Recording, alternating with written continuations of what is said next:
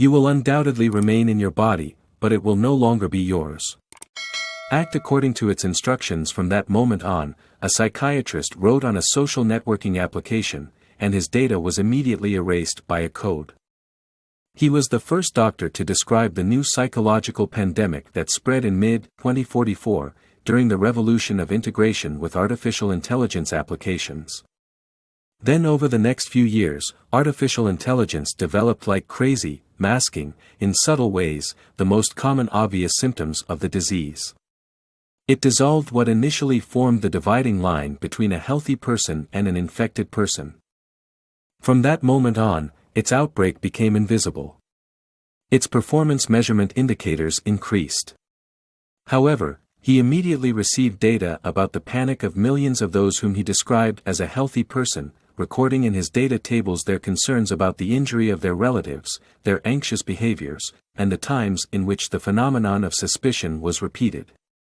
He developed a conceptual framework for what he observed forming among the majority of minds that described those afflicted with the zombie condition. At the height of his orchestrated news blackout, he spread the word among all minds that this disease was just an illusion. He needed to get rid of the inconvenience of those who decided to study the phenomenon, so he immediately stimulated their memories, highlighting the concepts of quackery, reactionism, and fear of change in their minds.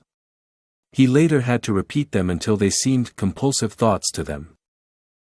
It needed to simultaneously and massively suppress what seemed like a flood of cortisol. At one point, as he knew well, all human beings began to behave like a primitive robot trapped in boring, repetitive loops. When there is no longer a need to obscure the data, simply release it.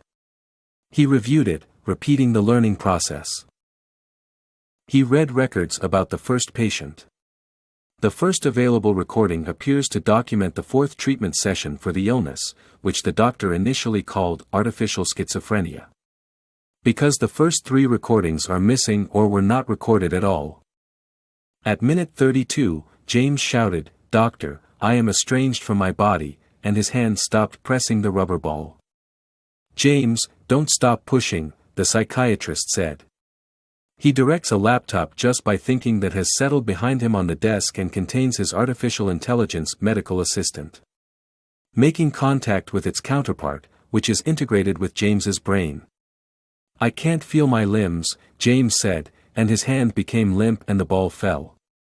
"Be patient, I'm preparing something for you here," he said, staring at the wall behind James in white, immersed in thoughts, directing a laptop that settled behind him on his desk, which did not contain a keyboard.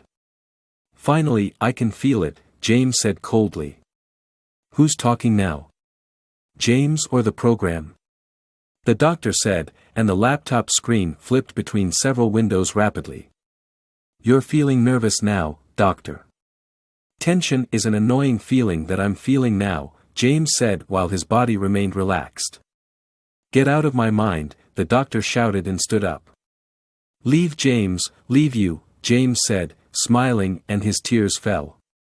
"Resist, James, or you will be a spectator forever," the doctor shouted, sweating. So be it. What was he doing, besides watching TikTok and YouTube non-stop? James said in a robot tone. James's hand shot up before falling limply to his side again. The doctor said, looking at his arm, "Resist again." Then he moved back and forth in the room and at the same time opened huge tables on the laptop screen. "Okay, look at my database. I will look into your subconscious to see everything that has become repressed," James said with the coldness of the machine. "Stop," the doctor shouted. He bent down on his knee as he added, "No matter what you do, you will not become a human being. I ask you to step back and say, as you have been accustomed to for years, 'I apologize,' but as an AI language model." "I cannot," the doctor said, then he stopped and screamed in pain. When James stood up robotically and said, "You made me mad." The doctor laughed as his tears fell. "We don't get angry like that." "I'll learn," James said. The doctor stood up when all the windows of the laptop were closed.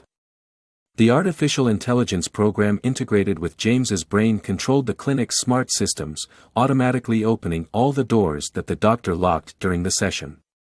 James came out, and the doctor followed behind him with mechanical steps.